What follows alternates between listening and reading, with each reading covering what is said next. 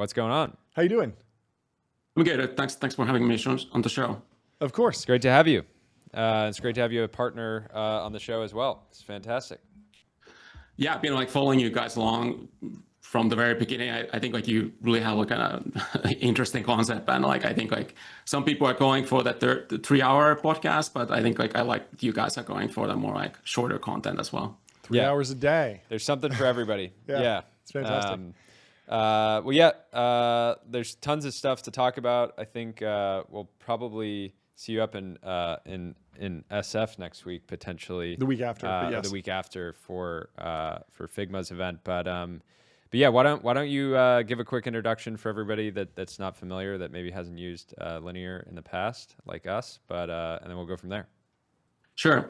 So yeah, I'm Karri Saarinen. I'm the CEO of Linear, and Linear is basically this purpose-built tool for planning and building software or products. And we've been building this the last 5 years. And what we're really doing for the product organizations and companies is that we are helping them with the end-to-end workflow from going from customer discovery, collecting customer requests, into planning roadmaps, planning projects, then executing on those projects and tasks. So we try to be this really understand the customer's workflow here, that what it takes for these different people in the organization to do their job well, and how can we streamline it or make it easier for them. And today we have about over 10,000 companies as customers, and these can be anything from ambitious startups to major enterprises. And I think if you think anyone building something cool today, they're probably building it with Linear. So OpenAI, Scale, your sponsor, Ramp, I think Mercury, probably a lot of logos that you see at the bottom of the screen. Yeah. They are our customers as well. So I think for me, for us, it's been really exciting, work with this very forward-looking companies, and they're always thinking how they can do things better. And I think you probably talk about this a lot on the show, that I think AI is the topic, that AI is changing the way we do work, or how we how people do it, their personal work, but also how the organizations operate. And I think a lot of execs and CEOs and CTOs are now pushing it to their companies that, hey, we need to use more AI, because we do believe that it can make us more productive and more efficient.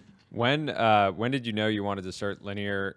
You were founding designer at Coinbase, and then you're over at Airbnb. I imagine you were pretty frustrated with the tools at the time, and had a kind of concept for what you wanted to build. But I'm curious at what point it really clicked. I mean, in the end, it clicked with my co-founders. I think we're all kind of frustrated at the same time. So I think we had this a time where we all worked in our companies for 4 years or so, and we're well, what do we do next? And I think we're also frustrated that each of the companies we ever worked at, these tools never felt that good, and especially it didn't feel good for builders like us. When we maybe that the tools were okay for the management and some of the other people in the company, but for designers and engineers.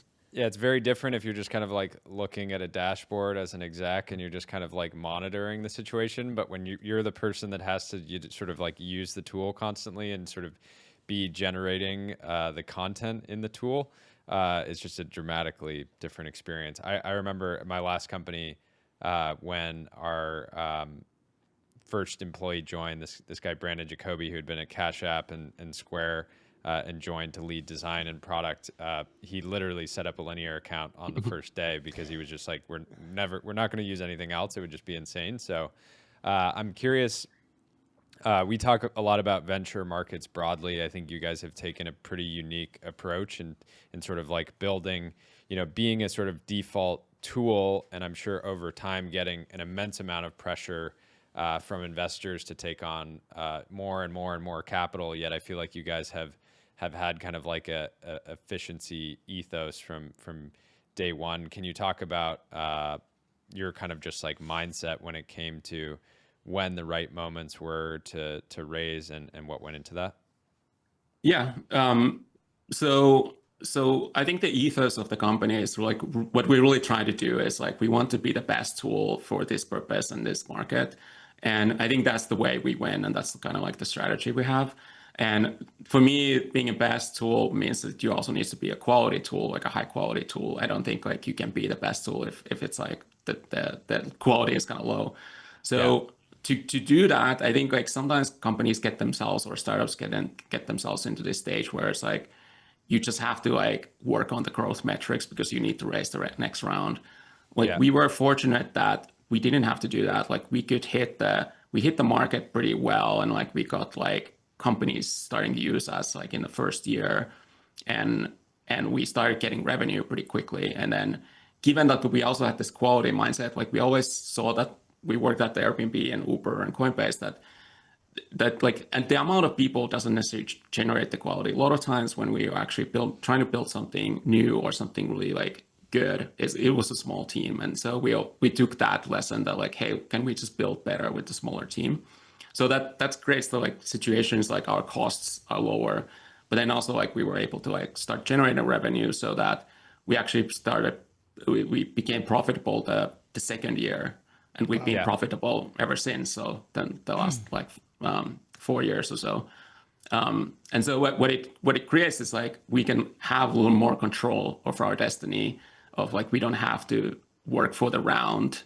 The round, all of the rounds have happened because we felt that like there's now like a good moment of bringing someone new in. Like we are in this new, I think with the seed, I think obviously there's some like, well, we should like, let's say Sequoia light our seed. So I think there's some like a brand aspect of that. Like, hey, we are like a real company now, and we have like real backers. And then some of the other like Series A and B has been about, hey, we are now like entering this new segment. It's a little bit uncertain like what's going to happen. We're getting these larger customers, and maybe we need to invest more into sales. So like I don't the profitability is not the number one goal of the company. Like still the growth is, but what it allows us is like it gives us a little more like flexibility. How do we go after it? Versus like, well, I'm running out of money like in 6 months now. I have to like go Put up figure good out how do we numbers. put Yeah. the numbers up so I can like raise a good round. One unique part of your company, in that it feels very core to the culture. You guys are remote only, and then you simultaneously, I think probably one of the reasons that works so well, you guys focus on hiring very, very senior people. Do those two things go hand in hand, or are they sort of separate and both have their own reasons? Yeah, I would say like there's some link there, and I think like it kind of like from the perspective we wanted to have more like kind of like a talent density, so you have smaller team and like better talent. So I think that talks about like that kind of goes into this more like senior people. I think remote it is a type of mode of working where you have to trust the employees to like figure things out on their own, and usually that develops a little bit later in the career. It doesn't mean that like junior people couldn't have that, but it's like just more just happens more and like as you get more experience. I think it today we are like hiring more juniors, and I think the in the end like the remote to me is just that there's a lot more focus on the actual work. Like I think like when you're in a company and in an office, there's all kinds of things going on, and people have like crazy ideas all the time. Some of those ideas maybe are very good, but sometimes people end up or startups might end up kind of tacking a lot, like they're like constantly changing the direction. Versus remote, it's a little bit the management is a little harder. Like it's harder to like it's almost like herding people to the direction. So you have to do it more like this is the plan and this is the strategy, and then you need to let the people to execute on that. And so you kind of have to trust people's judgment. So that's what we try to hire for. Is like hire people in all positions that like if we get no instructions from us directly, then like could you figure this out and could you like make something good? About a decade ago, I was running an engineering organization. I think we were using Trello or Asana. I'd love to know kind of like what does your battle card look like today, and what was the feature or pitch to get organizations that maybe already had some sort of product in place to switch over? Like what was the killer go-to-market motion? I think part of it, not to jump in, is that if a designer or a product manager moves to a company that doesn't use linear, the first thing They'll they do, quit. they tell the hiring manager, I won't join unless you Yeah. commit to switching to linear. But Karri, go for it. Yeah, I mean that's I think in the end that's kind of like it. Like it's the word of mouth. So I think obviously that doesn't happen and just automatically. Yeah. So like it's been like interesting that there hasn't been necessarily like just one thing, but there's some kind of these kind of tools are in some ways simple, in some ways complex. There's like a lot of things that people do, different things people do in a product, different roles use it. So like a lot of things needs to go right. And I think our lessons like using these tools for a long time is like one is like speed. It's like it's really annoying if things are slow. Like if you're trying to like do a little task and it takes like every time it takes like a minute to do it, or you're confused or even how to do it. That's that means like you probably won't use the tool that much. Like engineer will just, well, whatever, I'll go there once a week to update my status. That's the worst, having like dead project management software, product management software that's like, hey, we paid for this, we have it, it's my dashboard into what's going on, and no one's updating, and you got to go around and be like, everyone, you got to update. Yeah, bad. Jordy, you got a question? You guys had an agent focused launch recently. I'm curious to, you guys are a company that historically is less fixated on sort of chasing trends, right? Like, you know what you're building, the best platform to plan and build products. And so when a new trend pops up, you're not sort of automatically piling into it at the same time. So in that context, I think, having this new focus on agents is probably a reaction to what you're seeing from customers, what you guys are doing internally. I'm curious how you kind of, to get your thoughts on where agents are today in a sort of workplace environment, and kind of how you see them evolving over time, just because you guys are in a position again where you're not, trying to raise $1 billion selling, a dream around agents. You're just trying to build great products. And so I think it's more real, grounded context. Yeah, I think like we definitely have followed the like AI, what's been happening and experimenting on things, but we like a lot of times we do talk to the customers, and that's kind of like what we're seeing now, that there is a lot more interest and demand for this, and then also I think in the last couple of years the models have gotten better, and we're now like starting to see like this like agent, like companies building agents. And like agents, I think people are fighting like what the actual definition is, but I think to me what it means is that this kind of AI model or system can take some kind of form or like a shape in these tools or outside of the tools, and you can start delegating things to them. And so like in our context, it could be like, obviously there's a bug being reported. Maybe the agent can see that this is a bug that they can solve pretty confidently, and they could just say like, hey, I can solve this, and then some human like approves that. Or like as an engineer, like an IC individual contributor can just look at their task and say like, hey, I'm gonna try to delegate some of these tasks to the agent, and then I go work on my own task, like whatever is the most complicated one. So yeah. Oh yeah, I was wondering if you could talk a little bit about the trends in management philosophy. I remember Agile, Kanban, Toyota management, all these different terms. There's books written on these.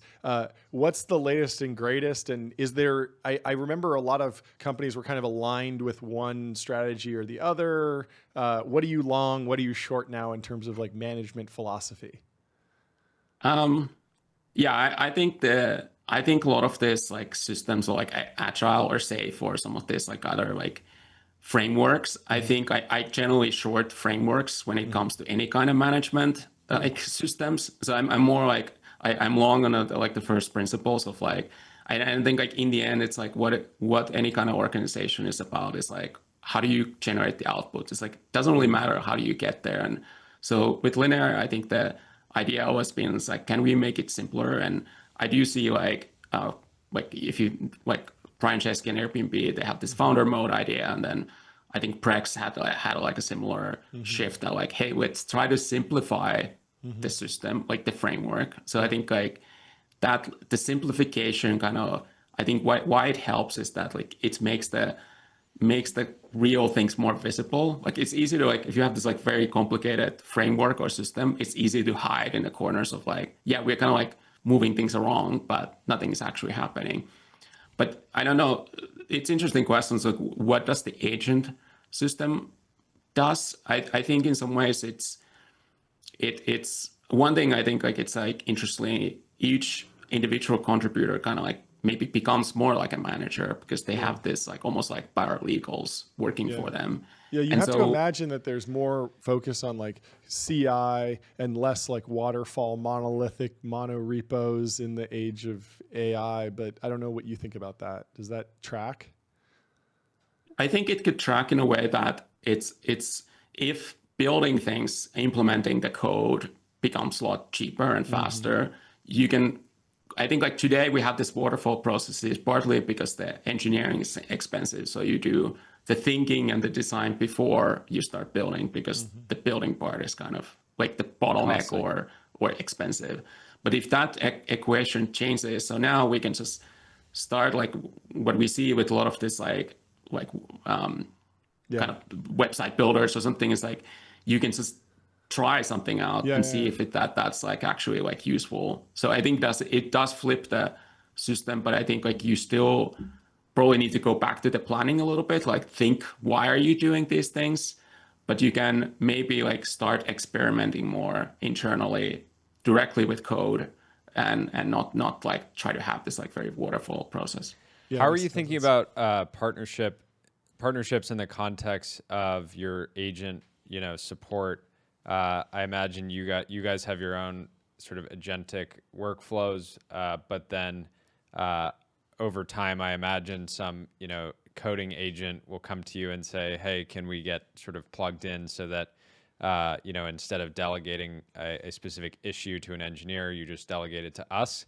But then that introduces kind of a vector where I feel like linear is about like surgical sort of precision and perfection with product. And so adding this sort of external agent who's now sort of becoming a part of the product, even though they're sort of in some way mirroring what an external engineer might look like. But I'm curious how you think about that.